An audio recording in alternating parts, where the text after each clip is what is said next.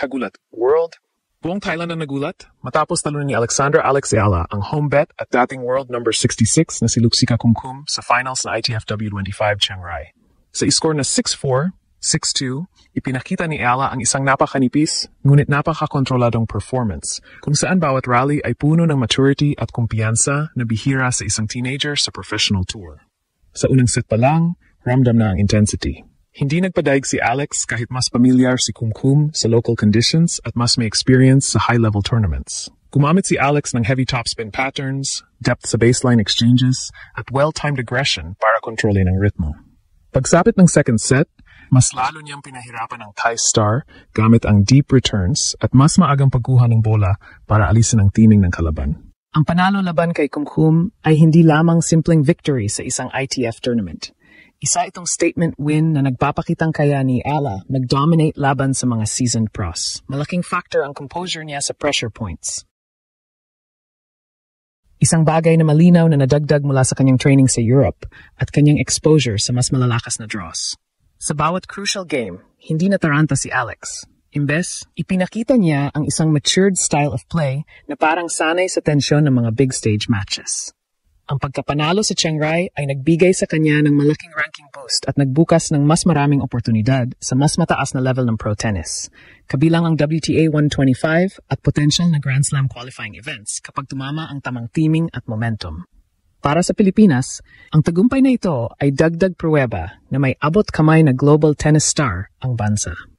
Ang pagkatalo ng isang dating top 70 player sa kamay ng isang Filipina ay hindi pangkaraniwan at nagdadala ng panibagong level ng pag-asa at excitement sa tennis community. Sa edad pa lamang ni Alex, ang kanyang trajectory ay patuloy na pataas. Ang Chiang Rai title ay malinaw na indikasyon na hindi lamang siya umaakyat sa rankings. Umaangat din ang kalidad ng kanyang laro sa bawat tournament na dinadaluhan niya. Habang papalapit ang mas malalaking event sa season, malaking tanong ngayon kung paano pipiliin ng kanyang camp ang susunod na tournaments upang mapanatili ang momentum. Ang consistency sa schedule, strategic tournament selection, at patuloy na pag-enhance ng kanyang physicality at shot tolerance ang magiging susi. Malinaw ang headline, isang Filipina na naman ang nagpakitang gilas sa international stage at kung magtutuloy-tuloy ang ganitong klase ng performance, posibleng mas maaga kaysa inaasahan nating makita si Alex Ayala sa mas malalaking tennis arenas ng mundo. Tuloy-tuloy ang pag-angat ng Filipina tennis sensation na si Alexandra Alex Ayala matapos niyang gulatin ang buong Thailand sa dominanteng panalo laban kay Luxika Kumkum, dating world number 66 at isa sa pinakakilalang Thai players sa women's tennis. Sa score na 6-4, 6-2 sa ITFW 2025 Chiang Rai Finals,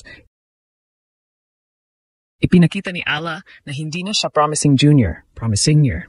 Isa na siyang seryosong banta sa professional ranks. Ang laban ay nagsimula sa matinding tensyon dahil si Kumkum ay kilala sa bilis, experience at familiarity sa local conditions.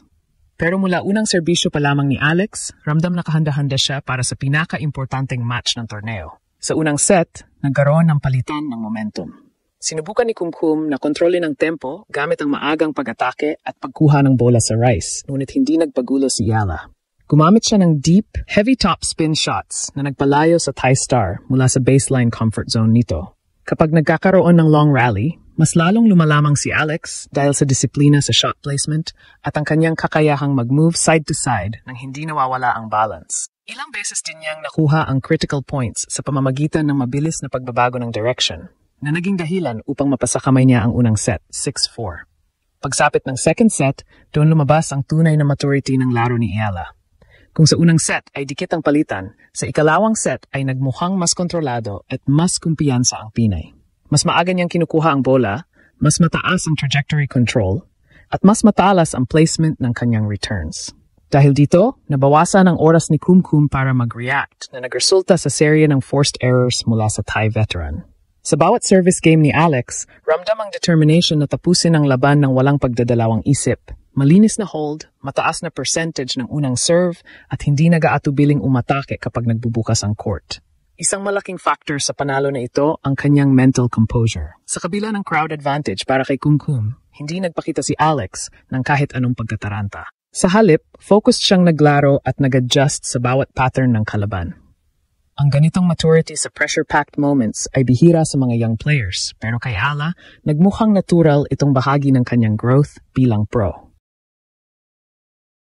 Pagkatapos makuha ang 6-2 second set win, hindi lang trophy ang nakuha niya, kundi respeto at mas malalim na recognition mula sa international tennis community.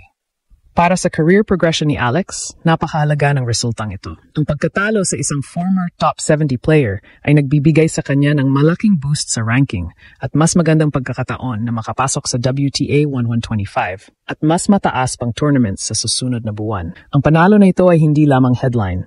Isa itong konkretong patunay na ang Pilipinas ay may rising tennis force na kayang sumabay sa global stage. Ang momentum ay nasa kanya, at ang buong bansa ay sabik ng makita kung ano ang susunod na hakbang sa kanyang rapidly growing career. Sa pagpapatuloy ng kuwento ng laban ni Alexandra Ayala kontra Luxica Kumkum, mas lalong luminaw kung gaano kalaki ang naabot ng dalagang Pinay at gaano kabigat ang kaniyang pinabagsak. Hindi lang basta panalo ang ginawa niya sa Thailand. Ito ay isang pahayag, isang deklarasyon na kaya niyang talunin maging ang mga dating top 100 players sa buong mundo. Pagkatapos ng matinding set 1 comeback na tinalakay sa part 1, hindi bumitaw si Alex. Sa halip, ginamit niya ang momentum para tuluyang durugin ang depensa ng Thai veteran sa second set. At dito nagpakita si Alex ng tennis na pang WTA Tour talaga.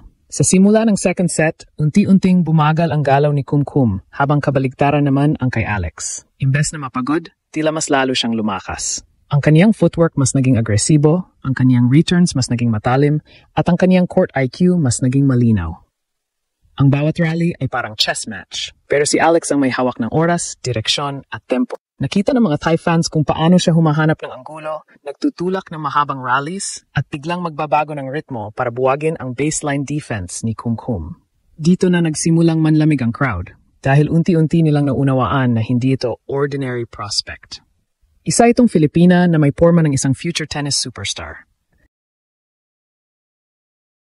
Habang papalapit ang second set sa dulo, mas lumalaki ang gap sa pagitan ng laro ng dalawa. Si Kumkum, isang bihasa at dating world number 66, ay nagkaroon ng mga saglit na pagbalik sa ritmo pero hinaharang agad ni Alex. Ang bawat breakpoint opportunity, pinapakinabangan ni Alex. Ang bawat service game ni Kumkum, binibigyan niya ng pressure. Naging malinaw na hindi lang ito laban ng power, kundi laban ng composure. At doon nagningning si Alex. Wala siyang takot, wala siyang pag-aalinlangan. Ipinakita niyang kaya niyang i-manage ang isang high-stakes match bilang isang tunay na pro. Nang tuluyang makuha ni Alex ang panalo, naging simbolo ito ng pag-angat niya bilang isa sa pinakadelikadong young players sa rehiyon. Hindi man ito Grand Slam o WTA 1000 match, pero ang impact ay pang-international. Dahil ang natalo niya ay hindi isang baguhan, kundi isang home court favorite, isang dating world-class competitor, at isang icon sa Thailand tennis.